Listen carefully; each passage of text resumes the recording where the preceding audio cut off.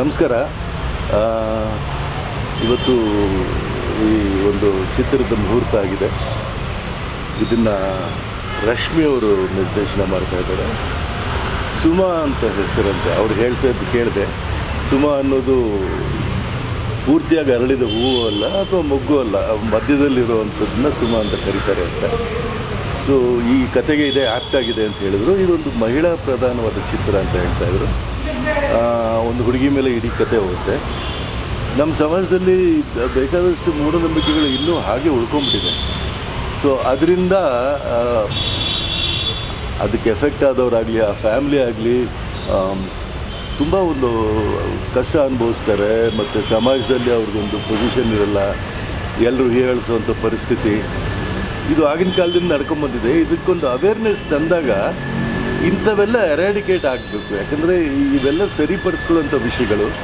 ಸರಿಪಡಿಸ್ಕೊಳ್ಳದೆ ಮುಚ್ಚಿಟ್ಕೊಂಡು ಅದನ್ನು ಇನ್ನೂ ದೊಡ್ಡದಾಗಿಟ್ಬಿಟ್ಟು ಸಫರ್ ಆಗೋದು ಸರಿಯಲ್ಲ. ಇದನ್ನು ಸರಿ ಮಾಡಿಕೊಂಡು ಹ್ಯಾಪಿಯಾಗಿ ಜೀವನ ಮಾಡ್ಬೋದು ಅನ್ನೋದಕ್ಕೆ ಒಂದು ಅವೇರ್ನೆಸ್ ತರೋವಂಥ ಒಂದು ಕಲಾತ್ಮಕವಾದ ಚಿತ್ರ ಅಂತ ಹೇಳ್ತಾಯಿದ್ರು. ಈ ಥರದ ಚಿತ್ರಗಳು ನಮ್ಗೆ ಬೇಕು. ಆ್ಯಕ್ಚುಲಿ ನಮ್ಮ ಕನ್ನಡ ಕಲ್ಚರು ಏನು ಟೋಟಲ್ ಕಲ್ಚರ್ ನಮ್ಮದು ಏನಿದೆ, ಸಂಸ್ಕೃತಿ ಸಂಸ್ಕಾರ ಪೂರ್ತಿಯಾಗಿ ಯಾರಿಗೂ ಗೊತ್ತಿರೋಕ್ಕೆ ಸಾಧ್ಯ ಇಲ್ಲ.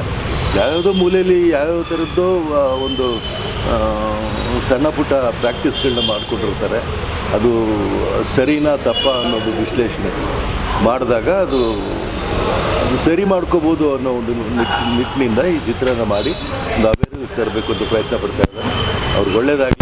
ಈ ಥರ ಕಲಾತ್ಮಕ ಚಿತ್ರಗಳು ಹೆಚ್ಚಾಗಿ ಕನ್ನಡದಲ್ಲಿ ಬರಲಿ ಅಂತ ನಾನು ಆಶಿಸ್ತೀನಿ. ನಮಸ್ಕಾರ.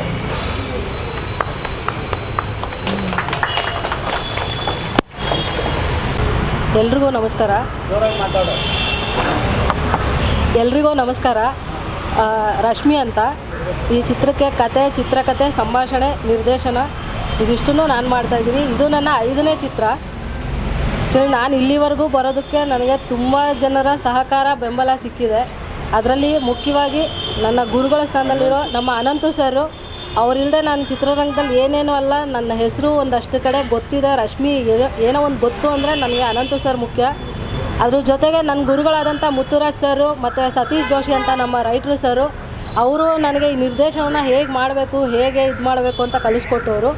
ನಾನು ಈ ಸುಮಾ ಅನ್ನೋ ಶೀರ್ಷಿಕೆನ ಯಾಕೆ ಆಯ್ಕೆ ಮಾಡಿಕೊಂಡೆ ಅಂದರೆ, ಸುಮಾ ಅನ್ನೋದ್ರ ಅರ್ಥ ಈ ಕಡೆ ಅದು ಪೂರ್ತಿ ಮೊಗ್ಗು ಅಲ್ಲ, ಹೂವು ಪೂರ್ತಿ ಅರಳಿರೋದು ಇಲ್ಲ, ಈ ಮಧ್ಯದಲ್ಲಿ ಇರೋವಂಥದ್ದು ಸುಮಾ.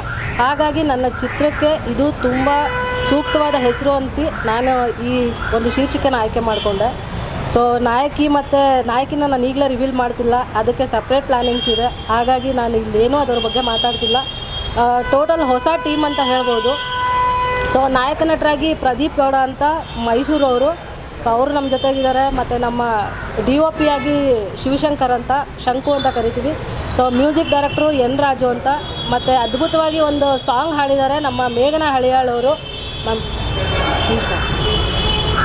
ಸೊ ಗರಡಿ ಸಿನಿಮಾದಲ್ಲಿ ಹೊಡಿರಲೆ ಅಲಗಿ ಆಡಿ ತುಂಬ ಫೇಮಸ್ ಆಗಿದ್ದಂಥವ್ರು ನಮ್ಮ ಮೇಘನಾ ಹಳಿಯಾಳವರು. ನಮ್ಮ ಚಿತ್ರದಲ್ಲಿ ಒಂದು ಅದ್ಭುತವಾದ ಮೆಲೋಡಿ ಸಾಂಗ್ ಹಾಡಿದ್ದಾರೆ. ಹೀರೋಯಿನ್ನ ಎಷ್ಟು ಅದ್ಭುತವಾಗಿ ತೋರಿಸ್ಬೋದು ಅಂತ ಒಂದಷ್ಟು ಕಲ್ಪನೆ ಇದೆ. ಅದ್ರ ಪ್ರಕಾರ ನಾನು ನಿಮ್ಮ ಮುಂದೆ ಆದಷ್ಟು ಬೇಗ ಈ ಚಿತ್ರನ ತೆರೆಗೆ ತರೋಕ್ಕೆ ಪ್ರಯತ್ನ ಪಡ್ತೀನಿ.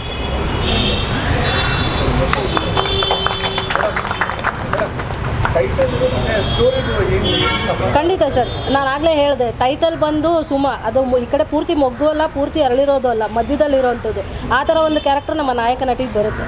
ಇಡೀ ಸಿನಿಮಾ ನಾಯಕಿ ಪ್ರಧಾನ ಚಿತ್ರ ಇದು. ಹಾಗಾಗಿ ನಾನು ಈ ಒಂದು ಟೈಟಲನ್ನು ಆಯ್ಕೆ ಮಾಡ್ತೀನಿ ಸರ್. ಅದು ಒಂದು ಕ್ಲೂ ಕೊಟ್ಟರು ಇಡೀ ಕತೆ ಗೊತ್ತಾಗ್ಬಿಡುತ್ತೆ ಸರ್. ಅದನ್ನು ನೀವು ಥಿಯೇಟ್ರಲ್ಲೇ ನೋಡಬೇಕು ಅಂತ ನಾನು ತಿಳ್ಕೊತೀನಿ. ಯಾಕಂದರೆ ಅದನ್ನು ರಿವೀಲ್ ಮಾಡಿಬಿಟ್ರೆ ಕಷ್ಟ ಇದೆ, ಕತೆ ಗೊತ್ತಾಗ್ಬಿಡೋದು. ಸರ್ ನಮ್ಮ ನಾಯಕ ನಟರು ಇಲ್ಲೇ ಇದ್ದಾರೆ, ಪ್ರದೀಪ್ ಗೌಡ ಅಂತ. ಹೀರೋಯಿನ್ನ ಮಾತ್ರ ಸದ್ಯದಲ್ಲೇ, ಅದಕ್ಕೆ ಬೇರೆ ಪ್ಲಾನಿಂಗ್ಸೇ ಇದೆ, ಸದ್ಯದಲ್ಲೇ ಹೇಳ್ತೀನಿ ಸರ್. ಮತ್ತು ಇದೇ ತಿಂಗಳು ಚಿತ್ರೀಕರಣ ಶುರು ಆಗ್ತಾ ಇದೆ. 15ರಿಂದ ಒಂದೇ ಶೆಡ್ಯೂಲಲ್ಲಿ ಮಾಡಬೇಕು ಅನ್ನೋದು ಪ್ಲ್ಯಾನ್ ಇದೆ. ಮತ್ತು ಮಂಡ್ಯ, ನಮ್ಮ ಮದ್ದೂರು, ನಗರಕೆರೆ ಈ ಸುತ್ತಮುತ್ತ ಶೂಟಿಂಗ್ ನಡೆಯುತ್ತೆ ಸರ್.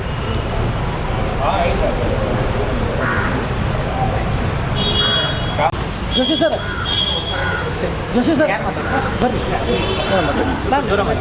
ನಮಸ್ತೆ, ನಾನು ಸುನಂದ ಕಲಬುರ್ಗಿ. ನಾನು ಇದರಲ್ಲಿ ತಾಯಿ ಪಾತ್ರ ಮಾಡ್ತಾಯಿದ್ದೀನಿ. ಸುಮಾ ತಂಡಕ್ಕೆ ಆಲ್ ದ ಬೆಸ್ಟ್ ಹೇಳೋಕ್ಕೆ ಇಷ್ಟಪಡ್ತೀನಿ. ಆಲ್ರೆಡಿ ಹೆಣ್ಮಕ್ಳ ಬಗ್ಗೆ, ಸುಮಾ ಬಗ್ಗೆ ಸರ್ ಇಬ್ಬರು ಚೆನ್ನಾಗಿ ಮಾತಾಡಿದ್ದಾರೆ. ನಾನು ಹೇಳೋದೇನಿಲ್ಲ. All the best team.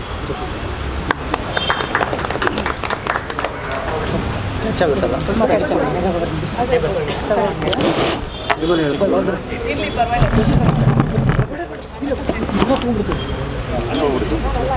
Okay, ನಮಸ್ತೆ. ನಾನು ಪ್ರದೀಪ್ ಗೌಡ ಅಂತ. ಇದು ನಂದು 3ನೇ ಸಿನಿಮಾ. ಈಗ ಲವ್ ಆನ್ NH4 ಮತ್ತು ಈಗ ಒಂದು ಅಂತರ್ಗತ ಸಿನಿಮಾ ಕಂಪ್ಲೀಟ್ ಆಗಿದೆ. ಅದು ಮೇಲಿ ರಿಲೀಸ್ ಮಾಡಬೇಕು ಅನ್ನೋ ಪ್ಲ್ಯಾನ್ ಇದೆ. ಆ್ಯಂಡ್ ಈ ಸಿನಿಮಾ ಆ್ಯಕ್ಚುಲಿ ಡೈರೆಕ್ಟ್ರು ಹೀರೋಯಿನ್ ಓರಿಯೆಂಟೆಡ್ ಅಂತ ಹೇಳ್ತಿದ್ದಾರೆ, ಬಟ್ ಅದರಲ್ಲಿ ಹೀರೋದು ಒಂದು ಒಳ್ಳೆ ಕ್ಯಾರೆಕ್ಟರ್ ಇದೆ, ತುಂಬ ವ್ಯಾಲ್ಯೂ ಇದೆ. ಅದು ಆ್ಯಕ್ಚುಲಿ ಆ ಸ್ಟೋರಿ ಕೇಳಿದಾಗ ನನಗೆ ಇಷ್ಟ ಆಗಿದ್ದು, ಈಗಿನ ಜನ್ರೇಷನಲ್ಲಿ ಆ ಥರ ಒಬ್ಬ ಆ ಕ್ಯಾರೆಕ್ಟರ್ಸ್ಗಳು ಈಗಿನ ಜನ್ರೇಷನಲ್ಲಿ ಸಿಗಲ್ಲ. ಸೊ ಮೇಯ್ನಾಗಿ ಈ ಸಿನಿಮಾ ಬಂದು ಕಂಟೆಂಟ್ ತುಂಬ ಚೆನ್ನಾಗಿದೆ. ಐ ಥಿಂಕ್ ನಾನು ನೋಡಿರೋ ಮಟ್ಟಿಗೆ ಈ ಥರ ಕಂಟೆಂಟ್ಸ್ ತುಂಬ ಕಮ್ಮಿ ಬಂದಿರೋದು. ಐ ಥಿಂಕ್ ಫಸ್ಟ್ ಟೈಮ್ ಈ ಥರ ಕಂಟೆಂಟ್ಸ್ನ ಟ್ರೈ ಮಾಡ್ತಿರೋದು. ಸೊ ಸುಮಾ ಖಂಡಿತ ಎಲ್ರಿಗೂ ಇಷ್ಟ ಆಗುತ್ತೆ. ಎಲ್ಲರೂ ಬನ್ನಿ, ಸಿನಿಮಾ ನೋಡಿ. ಕಂಟೆಂಟ್ ಓರಿಯೆಂಟೆಡ್ ಸಿನಿಮಾನ ನೀವೇ ಸಪೋರ್ಟ್ ಮಾಡಬೇಕು. ನಾವುಗಳೆಲ್ಲ ಬೆಳಿಬೇಕು, ನಮ್ಮನ್ನೆಲ್ಲ ನೀವೇ ಬೆಳೆಸಬೇಕು. Thank you. ಎಲ್ರಿಗೂ ನಮಸ್ಕಾರ. ನಾನು ಕಲಾವಿದೆ ರೇಣು ಶಿಕಾರಿ ಮಾತಾಡ್ತಾ ಇದ್ದೀನಿ. ಖುಷಿಯಾಗುತ್ತೆ. ಎಸ್ಪೆಷಲಿ ಮೊದಲನೇ ಖುಷಿ ಏನಕ್ಕೆ ಅಂದರೆ ಮಹಿಳಾ ನಿರ್ದೇಶಕಿ ಅಂತ. ಮಹಿಳಾ ನಿರ್ದೇಶಕರು ಬರಬೇಕು ಇನ್ನು ನಮ್ಮ ಕನ್ನಡ ಇಂಡಸ್ಟ್ರಿಗೆ. ತುಂಬ ಖುಷಿ ಇದೆ ನನಗೆ, ಅದ್ರ ಬಗ್ಗೆ ಹೆಮ್ಮೆ ಇದೆ. ಅವರು ನನಗೆ ಕಾಲ್ ಮಾಡಿ ನಿಮ್ಮದೊಂದು ಪಾತ್ರ ಇದೆ, ನೀವು ಹೀರೋಯಿನ್ ತಾಯಿ ಕ್ಯಾರೆಕ್ಟರ್ ಮಾಡಬೇಕು ಅಂದಾಗ ನಾನು ಏನು ಡೀಟೇಲ್ಸ್ ಕೇಳಿದೆ.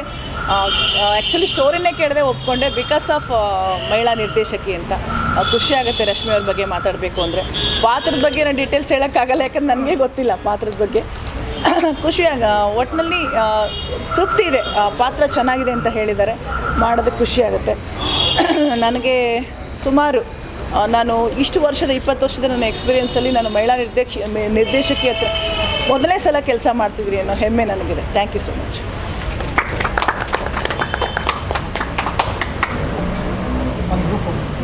ಶ್ಯೂರ್.